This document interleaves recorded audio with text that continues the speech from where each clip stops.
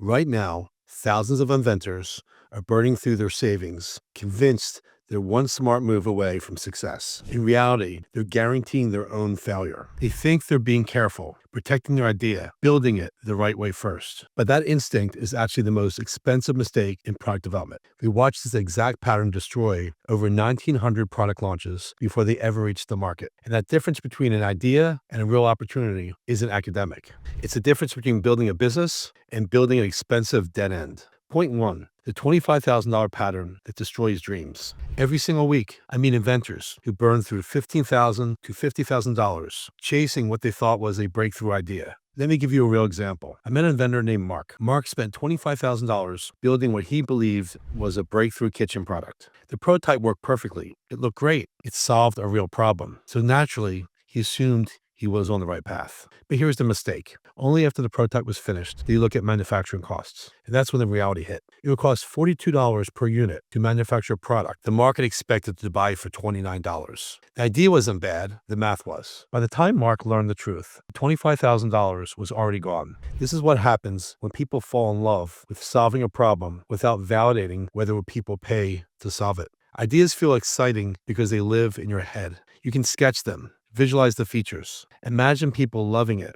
Opportunities don't feel exciting at first. They require uncomfortable conversations, market research, and numbers that don't care about your enthusiasm. Point two, why your brain sabotages your success. Here's the part nobody warns you about. Your brain is working against you. Ideas give you instant dopamine. They feel productive. They feel creative. That's why so many inventors get stuck there. After 30 plus years in product development, here's what I've learned that separates winners from failures. Successful inventors don't ask, what can I build? They ask, what problem already costs people money? Ideas are internal. I think this would be cool. My family loves it. I'd buy this. Opportunities are external. This market is already spending money, and they hate the current options. Ideas keep you comfortable. Opportunities force you to validate with real customers, real pricing, and real constraints. And that validation is exactly what most inventors avoid until it's too late. Most inventors waste $25,000 or more because they never validate that their idea is actually an opportunity. I've opened up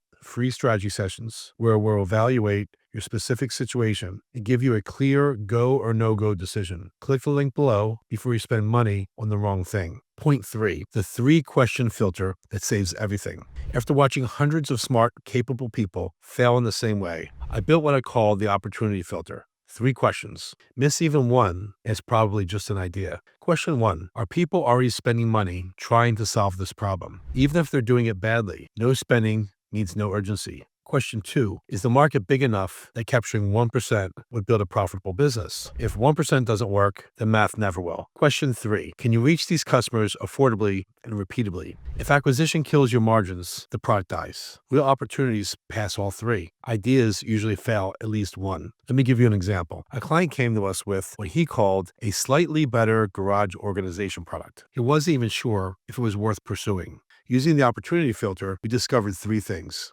First, people are already spending millions on cheap, poorly designed versions of the same solution. Second, capturing just 1% of that market supported a profitable business. Third, those buyers were already shopping in a repeatable, low-cost channel. What started as a nice idea became a real opportunity because it passed all 3 questions. Most inventors chase ideas, then wonder why customers are hard to find. Smart inventors chase opportunities, and customers are already there. That's the difference between building a business and funding an expensive hobby. So stop asking, can I build this? Start asking, will people pay enough for this to be profitable? That question alone would save most inventors tens of thousands of dollars. Now you know the difference between chasing ideas and hunting opportunities, and why one leads to profit while the other leads to bankruptcy.